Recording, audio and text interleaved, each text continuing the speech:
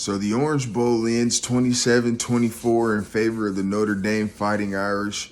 What a ball game that we just witnessed. I think I said something about the under being too high or you couldn't set it too low or something like that, and they blew that out the water. That was a crazy game to watch there. Definitely a surprise to see.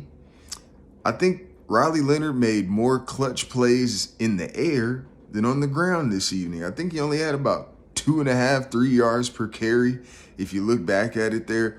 So it wasn't really gashing that Penn State defense at all. But, just got yards when he needed them. And, again, made some plays through the air when they needed them as well. And that was just something that on the other side of the ball, Drew Allar was unable to do. And it was clearly evident this evening, right? And we kind of spoke on that in the last video in the preview.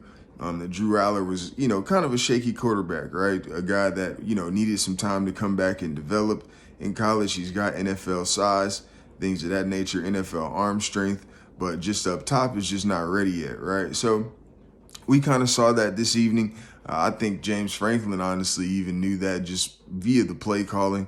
I think a lot of the times when you start the game off, 5, 6 runs in a row, that says a lot about how you feel about the pass game a lot of times, in my opinion. And I just felt like, Drew Allar wasn't there mentally tonight. Not so much there mentally. I just don't think he was ready to, again, step up that level of play, that he needed to have tonight, right? And, again, I just think that's something that's Riley Leonard's calling card at this point, right? Whoever wins this game tomorrow is going to have to deal with him, whether it's that stout Texas defense or, Ohio State's defense is pretty stout as well, right? But again, you're talking about probably one of the best players in the draft, definitely the best defensive player in the draft, spying him all night, things of that nature. So again, they held him in check, kind of like they did with Ashton Jeanty, right? They held him in check, but again, Riley Leonard made some plays, and Ashton Jeanty can't throw footballs, right? Like, he doesn't necessarily throw passes. So, again, like I said, Riley Leonard, that was definitely a surprise for me to see him come through the air. I was in a group chat telling the homies, man, listen, they're really lucky that Riley Leonard came back in the game because I don't think they were ready for just an all-out passing attack from this Notre Dame team. And so you saw how they kind of gashed him towards the end of the half there with Angeli in there at quarterback. So, they were kind of lucky, to be completely honest with you. Like, if they trusted Riley Leonard to throw a little more, I think this game would have been far enough. I think this game would have been over probably in the end of that third quarter. I think they would have put up, another touchdown in that third quarter, 14 points in the third. And then you saw him put up 14, 20 points, 17 points, in the fourth quarter. So definitely just a story of two halves in this one, right? One of those kind of situations. And, honestly, we spoke about as well the team that could handle the run game and kind of keep that in check would probably win the football game, right? And initially it started off as Penn State, keeping them in check on the ground. I think Jadarian Price as well as Jeremiah Love were well under 50 yards total in the first half, and Riley Leonard in there as well.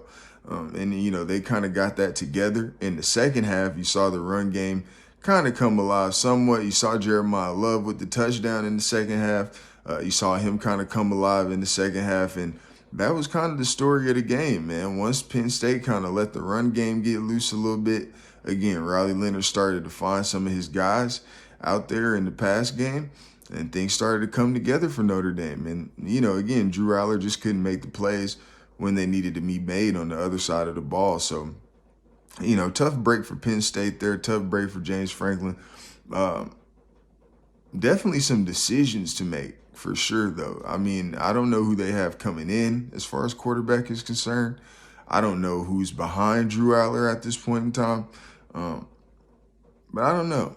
Obviously, he got you there, right? So I can't really say too much about that. He got you to that point.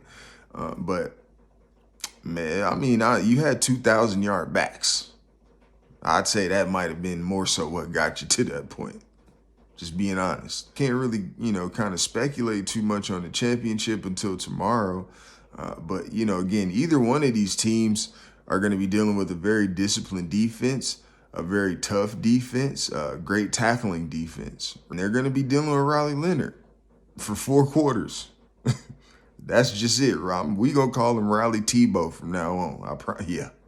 Let's just go ahead and switch it up. We gonna call him Riley TEBOW, his real name, as far as I'm concerned, because I've seen enough. You can't stop him on them short yardage situations, man. It's impossible. Riley Newton, Riley TEBOW, whichever one. Both of them fit. Shouts out to Marcus Freeman and the Notre Dame Fighting Irish on one of their first championship berth, and who the hell knows when, since they made Rudy probably. Long time ago, man. So long time coming for that team. Definitely can't wait to see who they're playing. Like I say, definitely some surprises this evening. The ball was in the air this evening. That tripped me out. Again, man, hey, it's college football though, right? This is why you watch. So great game, man. Surgeon Sports, we go.